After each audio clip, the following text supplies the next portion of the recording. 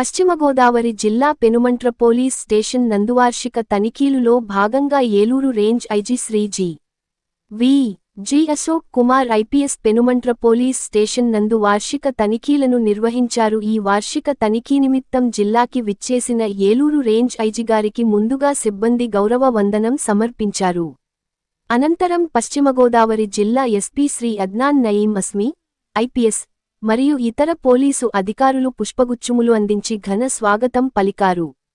ఈ వార్షిక తనిఖీలలో IG police స్టేషన్లో నిర్వహించే పలు రికార్డులను పరిశీలించి నమోదైన కేసులపై ఆరా తీశారు. అనంతరం కేసులకు సంబంధించి పలు సూచనలు సలహాలు ఇచ్చారు.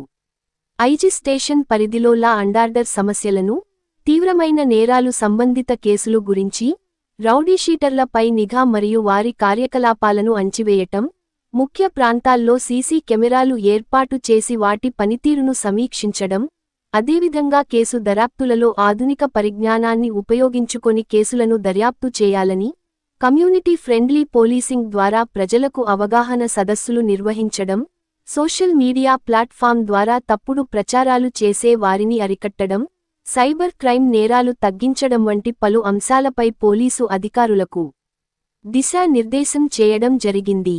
అలాగే సమిష్టి కృషి, సమన్వయంతో మద్యంగంజాయి, నాటుసారా అక్రమ రవాణాను నియంత్రించాలని, ప్రజాశాంతికి భంగము కలగకుండా శాంతి భద్రతల విషయంలో తీసుకోవలసిన జాగ్రత్తల గురించి స్టేషన్ అధికారులకు ఆదేశాలు జారీ చేశారు.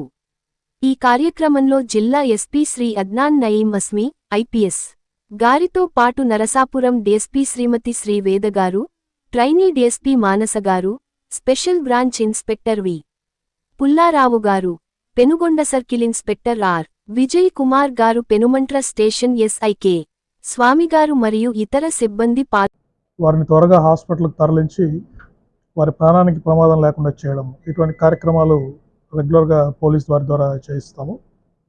ఈ మధ్య కూడా మొన్న కూడా ఏలూరులో ఒక మేజర్ యాక్సిడెంట్ జరిగింది. ఇక్కడ ఎక్కువగా ఆగి ఉన్న లారీస్ని, వెహికల్స్ని గుద్దుకొని ఈ మేజర్ యాక్సిడెంట్ జరుగుతున్నాయి హైవేస్ మీద. సో వీటి మీద నేషనల్ హైవే అథారిటీస్ వాళ్ళని కూడా అలర్ట్ చేస్తున్నాము. వాళ్ళు కూడా హైవే పెట్రోలింగ్ వ్యాన్స్ వాళ్ళ కంట్రోల్లో కూడా ఉంటాయి.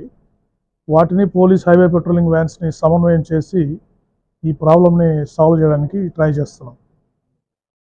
తర్వాత ఇప్పుడు మహిళా దినోత్సవం కార్యక్రమాలు ముమ్మరంగా జరుగుతున్నాయి. రేపు అంతర్జాతీయ మహిళా దినోత్సవం కూడా మనము సెలబ్రేట్ చేసుకోబోతున్నాము.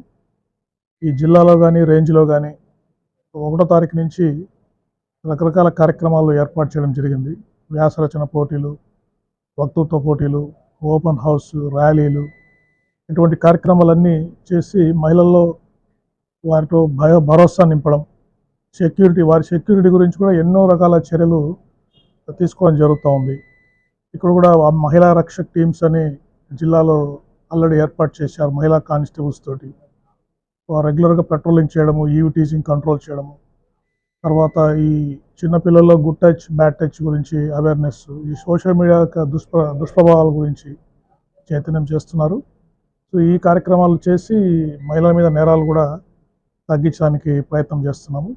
ఏవైతే సీరియస్ క్రైమ్స్ జిల్లాలో కొన్ని జరిగాయో గత 6 నెలలు 7 నెలలుగా, వాటిని ప్రత్యేక దృష్టి పెట్టి ఇన్వెస్టిగేషన్ త్వరగా కంప్లీట్ చేసి చార్జ్ షీట్స్ వేసి వారికి ముద్దాయిలకు శిక్ష పడేటట్టుగా కూడా మేము చేస్తున్నాం.